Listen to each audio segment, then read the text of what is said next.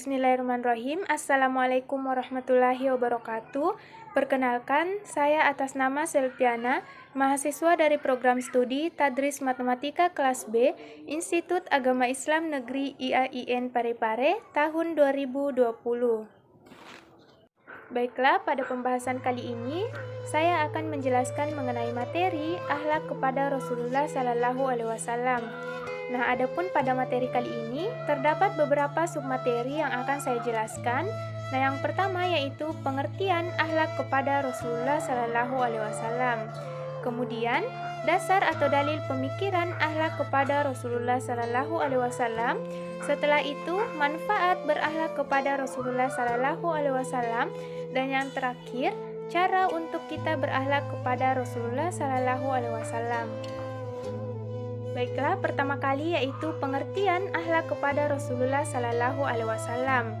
Nah, sebagai umat Muslim, kita diharuskan untuk berakhlak kepada Nabi Muhammad Sallallahu Alaihi Wasallam, karena dari beliaulah kita banyak mendapatkan warisan yang bisa kita wariskan lagi turun-menurun kepada anak cucu kita. Nah, adapun mencintai dan berakhlak kepada Rasulullah Sallallahu Alaihi Wasallam adalah wajib dan termasuk bagian daripada iman. Maka dari itu, semua orang Islam mengimani bahwa Rasulullah adalah hamba Allah dan utusannya. Makna mengimani atau berakhlak kepada ajaran Rasulullah Sallallahu Alaihi Wasallam adalah menjalankan ajarannya dan menaati perintahnya. Nah, ahlu sunnah mencintai Rasulullah Sallallahu Alaihi Wasallam dan mengagungkannya, sebagaimana para sahabat beliau mencintai beliau lebih dari kecintaan mereka kepada diri mereka sendiri dan keluarga mereka. Nah, seperti yang kita ketahui bahwa Rasulullah Sallallahu Alaihi Wasallam adalah manusia yang paling mulia akhlaknya. Maka dari itu sepatutnya kita meneladani akhlak mulia yang dimiliki oleh Rasulullah Sallallahu Alaihi Wasallam dalam kehidupan kita sehari-hari. Kemudian yang kedua yaitu dasar atau dalil pemikiran akhlak kepada Rasulullah Sallallahu Alaihi Wasallam. Nah, berakhlak kepada Rasulullah Sallallahu Alaihi Wasallam perlu dilakukan atas beberapa dasar pemikiran. Di antaranya yaitu yang pertama, karena Rasulullah Sallallahu Alaihi Wasallam sangat besar jasanya dalam menyelamatkan kehidupan manusia dari kehancuran. Nah, berkenaan dengan tugas ini, beliau telah mengalami banyak penderitaan baik lahir maupun batin. Akan tetapi semua itu dapat diterima oleh Rasulullah Sallallahu Alaihi Wasallam dengan ridho tanpa mengeluh sedikit pun kepada Allah Subhanahu wa Ta'ala.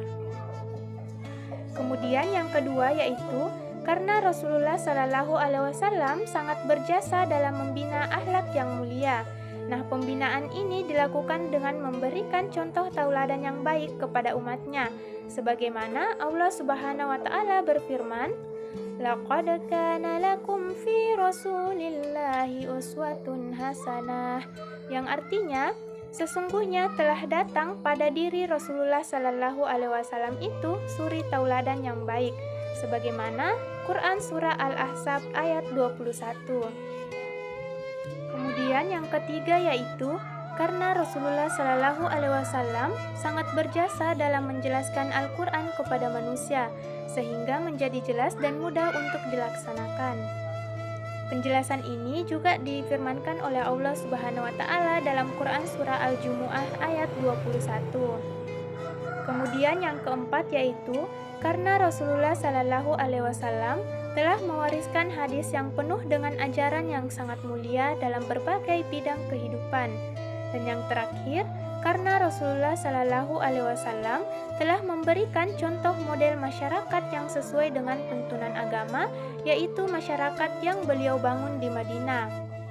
Nah, dengan melihat beberapa keterangan tersebut, sudah jelas bahwa arti dari mencintai Rasulullah Sallallahu Alaihi Wasallam yang sebenarnya yaitu mulai dari meneladani akhlak atau budi pekerti yang dimiliki oleh Rasulullah Sallallahu Alaihi Wasallam, serta berusaha sekuat tenaga untuk menjalankan dan mengamalkan sunnah-sunnah beliau dengan baik, dengan niat untuk mengharapkan ridho dari Allah Subhanahu wa Ta'ala.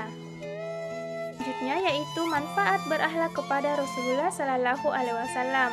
Nah, dalam hal ini ada beberapa manfaat yang bisa kita peroleh apabila kita mengamalkan dan menerapkan akhlak mulia yang dimiliki oleh Rasulullah Sallallahu Alaihi Wasallam dalam kehidupan kita sehari-hari. Nah, yang pertama yaitu kita dapat mengikuti akhlak-akhlaknya, ibadah-ibadahnya, serta sifat-sifat mulia yang dimiliki oleh beliau. Dengan demikian, hidup kita akan lebih baik dan kita akan dihargai oleh banyak orang di sekeliling kita.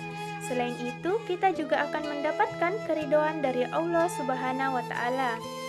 Kemudian yang kedua yaitu di akhirat nanti kita akan dipertemukan dan bersama dengan Rasulullah Sallallahu Alaihi Wasallam serta akan mendapatkan naungannya. Karena barang siapa yang mencintai seseorang di dunia, maka ia akan dipertemukan kembali di akhirat kelak. Dan yang terakhir yaitu memperoleh pahala dari Allah Subhanahu wa Ta'ala. Jadi, manfaat lain yang bisa kita dapatkan apabila kita menerapkan akhlak mulia Rasulullah Sallallahu Alaihi Wasallam, selain untuk menjadikan kita manusia yang lebih baik, kita juga dapat memperoleh pahala yang besar dari Allah Subhanahu wa Ta'ala. Dan yang terakhir yaitu cara kita untuk berakhlak kepada Rasulullah Sallallahu Alaihi Wasallam. Nah, dalam hal ini ada beberapa cara yang dapat kita lakukan apabila kita ingin menerapkan akhlak mulia yang dimiliki oleh Rasulullah Sallallahu Alaihi Wasallam dalam kehidupan kita sehari-hari. Nah, yang pertama yaitu dengan cara mengikuti dan menaati Rasulullah Sallallahu Alaihi Wasallam. Nah, adapun mengikuti dan menaati Rasulullah Sallallahu Alaihi Wasallam merupakan sesuatu yang bersifat mutlak bagi orang-orang yang beriman. Sebagaimana Allah Subhanahu wa Ta'ala berfirman dalam Quran Surah An-Nisa ayat 69 yang berbunyi, "Wa may yuti'illaha war-rasul fa ulaika ma'al ladzina an'ama Allahu 'alaihim minan nabiyyin was-siddiqina wasyuhada'i was-shalihin wa hasuna ulaika rafiqa." Yang artinya, dan barang siapa yang menaati Allah dan Rasul-Nya, maka mereka itu akan bersama-sama dengan orang-orang yang dianugerahi nikmat oleh Allah Subhanahu wa Ta'ala, yaitu nabi-nabi, orang-orang yang benar, orang-orang yang mati syahid, dan orang-orang yang soleh. Dan mereka itulah teman yang sebaik-baiknya. Kemudian yang kedua, cara kita dalam berakhlak kepada Rasulullah Sallallahu Alaihi Wasallam yaitu dengan mengucapkan sholawat dan salam kepada Rasulullah Sallallahu Alaihi Wasallam.